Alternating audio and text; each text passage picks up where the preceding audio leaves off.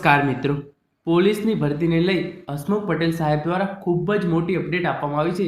એટલે કે જે ખૂબ જ મોટા સમાચાર સામે આવે છે એના રિલેટેડ આપણે આજના આ વિડીયોની અંદર વાત કરવાના છીએ.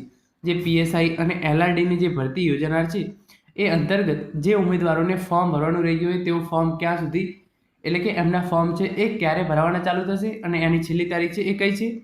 આ ઉપરાંત એના પછી જે શારીરિક કસોટી યોજાનાર છે એ શારીરિક કસોટી ક્યારે યોજવામાં આવશે એની તારીખો વિશે હસમુખ પટેલ સાહેબ દ્વારા ખૂબ જ મોટી અપડેટ આપવામાં આવી છે.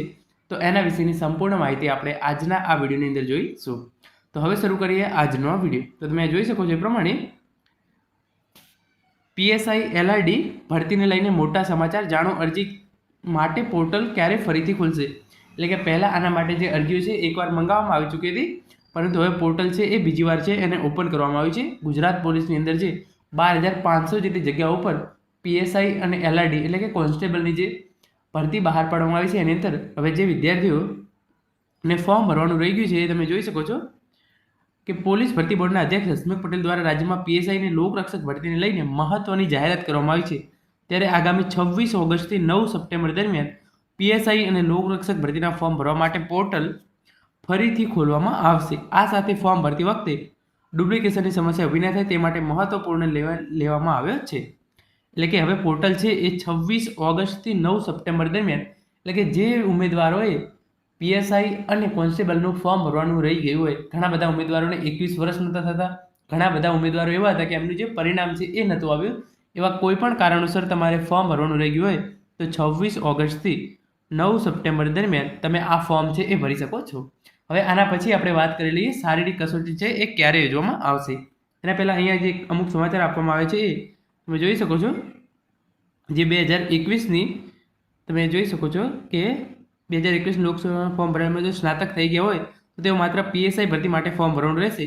આ ઉમેદવારો ફરીથી લોકરક્ષક ભરતી માટે ફોર્મ ભરવાની જરૂર રહેશે નહીં. એટલે કે જ્યારે તમે અત્યારે જે પરીક્ષા આપી હોય એની અંદર કે તમારા 21 વર્ષ ના થયા હોય તો તમારે બંનેની અંદર જે લોકરક્ષક અને પીએસઆઈ બંનેની અંદર ફોર્મ ભરવાનું બાકી છે અને તમે એ ફોર્મ છે એ ભરી શકો છો. પરંતુ તમે સ્નાતકની પરીક્ષા આપી હોય અને એનું પરિણામ ના આવ્યું હોય એ કારણે તમે પીએસઆઈનું ફોર્મ ના ભરી શક્યા હોય અને તમે કોન્સ્ટેબલનું ફોર્મ ભરી લીધું હોય તો તમારે આ ફોર્મ છે એ ફરીથી ભરવાનું રહેશે નહીં. એટલે કે તમારે માત્ર પીએસઆઈની માટે જ અપ્લાય કરવાનું રહેશે. અત્યારે તમારું સ્નાતકનું રિઝલ્ટ આવી ગયું છે તો લોકરક્ષક માટે તો તમે પહેલાં અપ્લાય કરી દીધેલું જ હશે, એ અહીંયા કહેવા માગે છે. અને પછી તમે જોઈ શકો છો હાલ ચાલી રહેલી પીએસઆઈ તથા લોકરક્ષકની ભરતીને લઈ મહત્વના સમાચાર. ઉમેદવારોને ભરતીમાં અરજી કરવા માટે ફરીથી ખુલશે પોર્ટલ.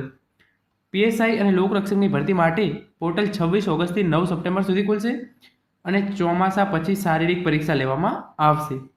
જે સૌથી અગત્યનો પ્રશ્ન છે કે શારીરિક કસોટી છે એ ક્યારે લેવામાં આવશે, એની એક્ઝેક્ટ ડેટ છે એ તો બહાર પાડવામાં નથી આવી, પરંતુ આ જે શારીરિક કસોટી છે એ ચોમાસા પછી લેવામાં આવશે એવી જાહેરાત કરવામાં આવી છે. તો મિત્રો આ હતો આજનો વિડીયો જેની અંદર આપણે જે વિદ્યાર્થીઓને અરજી કરવાની બાકી રહી ગઈ હોય એમના માટે ફોર્મ ફરીથી ક્યારે ખુલશે એના વિશે અને શારીરિક કસોટી છે એ ક્યારે લેવામાં આવશે એના વિશે વાત કરી છે.